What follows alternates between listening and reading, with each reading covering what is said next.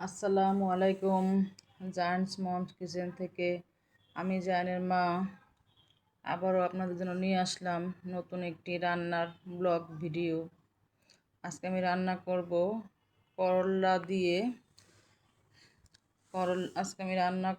করলা দিয়ে ইলিশ মাছের মাথার কাটা চচ্চড়ি। আমি দেখতেই পাচ্ছেন ভিডিওতে দেখানো নিয়ম অনুযায়ী করলাগুলো চিকন করে কেটে নিয়েছি। আলু চিকন করে কেটেছি, পেঁয়াজ এবং কাঁচামরিচ সুন্দর করে কেটে নিয়েছি। প্রথমে আমি একটা কড়াই বসিয়ে নিব। এখানে প্রথমে করলা দিয়ে দিব, পরে আলু কুচি দিয়ে দিব,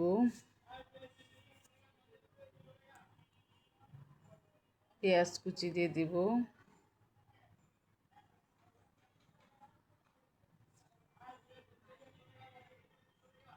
স্বাদ অনুযায়ী লবণ দিতে হবে,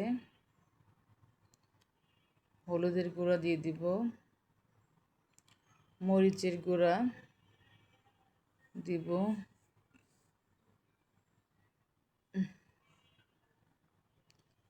পরিমাণ মতো সয়াবিন তেল দিয়ে দিব।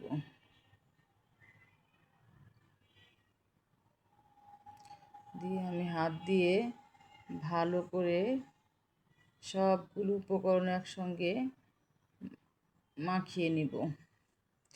হাতে মেখে চচ্চড়ি করলে চচ্চড়িটা অনেক মজা হয়। আমি আজকে সাধারণ একটা জিনিস দিয়ে অসাধারণ একটা রেসিপি করব। দারুণ মজার একটা রেসিপি। ইলিশ মাছের মাথা বা লেজ বা ইলিশ মাছ দিয়ে করলার চচ্চড়ি অনেক মজা লাগে। আমি মাখিয়ে নিলাম সবগুলো উপকরণ একসঙ্গে। এখন আমি এটার মধ্যে পরিমাণ মতো পানি দিয়ে দিব। খুব বেশি পানি দিব না, যেহেতু পানিটা আমি একদম শুকিয়ে ফেলবো, এই জন্য আমি অল্প পরিমাণ পানি দিয়ে দিব।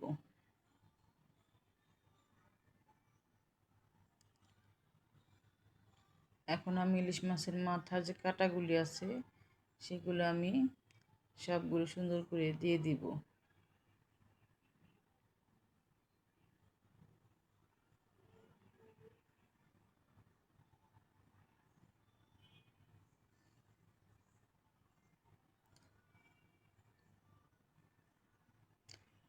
একটু নেড়ে চেড়ে দিব এবং কিছু কাঁচামরিচ কেটে দিয়ে দিব। চুলাটা অন করে দিয়েছি আমি।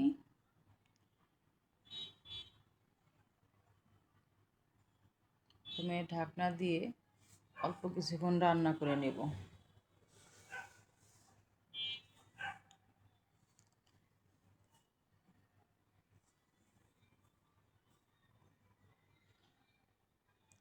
ঢাকনা খুলে আমি এবার একটু আলতো করে নেড়ে দেব।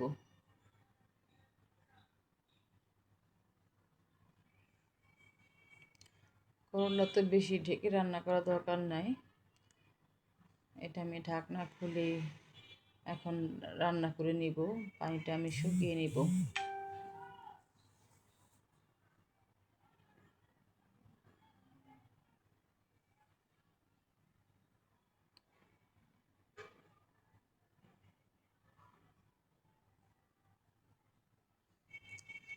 করলার চচ্চড়ি সবসময় মুখরোচক হয়, খুব মজা হয় করলার চচ্চড়িটা।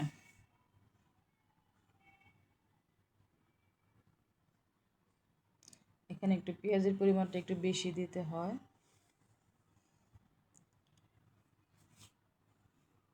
আর করলার সাথে একটু আলু দিলে তিতা ভাবটা থাকে না।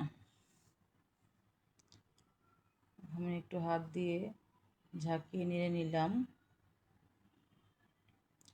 আমি পানিটা শুকিয়ে নিব। পানিটা শুকিয়ে এসেছে, রান্না প্রায় শেষের দিকে। এখন আমি আলতো করে একটু নেড়ে দিব।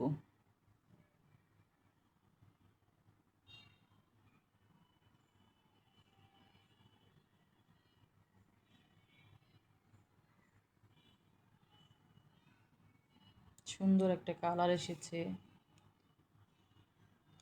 রান্নাটাও চমৎকার হয়েছে।